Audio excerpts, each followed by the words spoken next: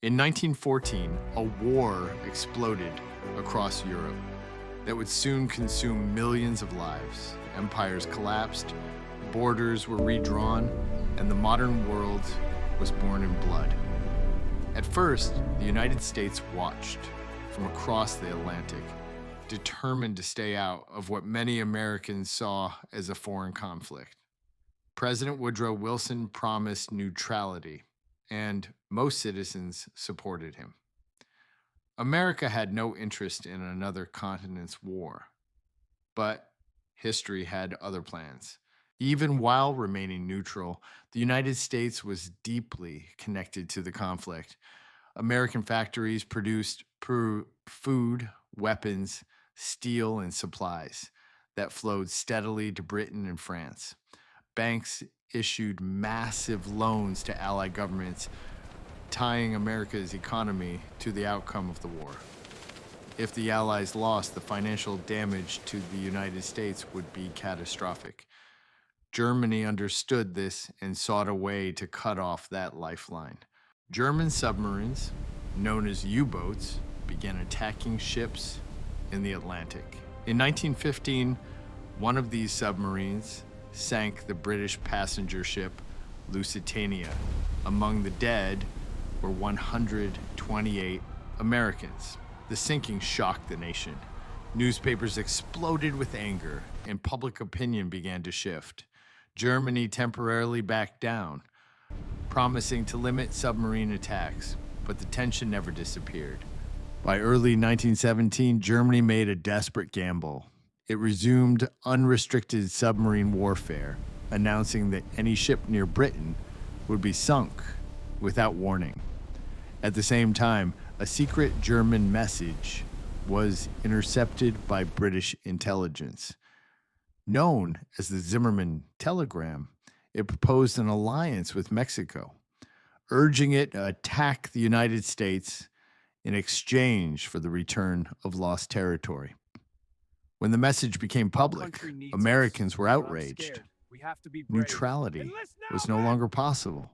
On April 6, 1917, the United States declared war on Germany. President Wilson told Congress that America must fight to make the world safe for democracy. The nation was unprepared. The U.S. Army was small, undertrained, and lacking modern equipment. But America possessed something the exhausted European powers no longer had: fresh soldiers, enormous industrial capacity, and untapped energy. Millions of young Americans were drafted. Factories shifted overnight from civilian production to war production. Women entered the workforce in record numbers, replacing men who had gone to fight. African Americans migrated north for industrial jobs, reshaping American cities. The entire nation mobilized for war. When American troops arrived in Europe as part of the American Expeditionary Force under General John J. Pershing, they stood out. They were confident, aggressive, and determined to fight as an independent army rather than be absorbed into exhausted Allied units. Though inexperienced, they brought morale and momentum.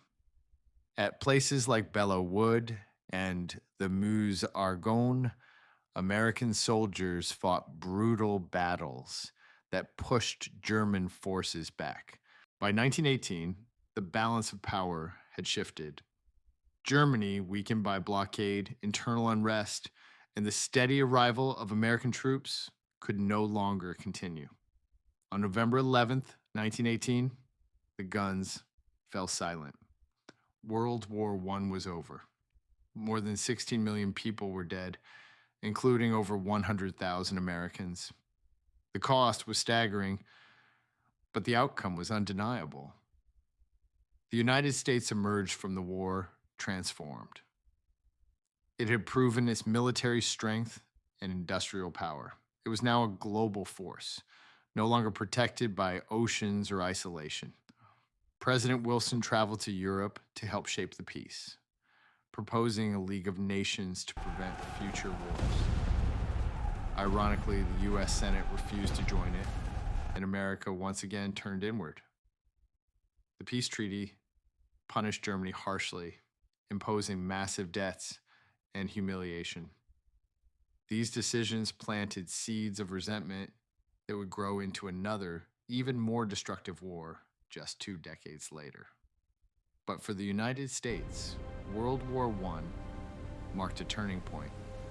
It accelerated social change, Our country strengthened the needs us. federal We're not government, scared. We have to be expanded brave. American Enlist influence, now, and man! signaled the beginning of the American century.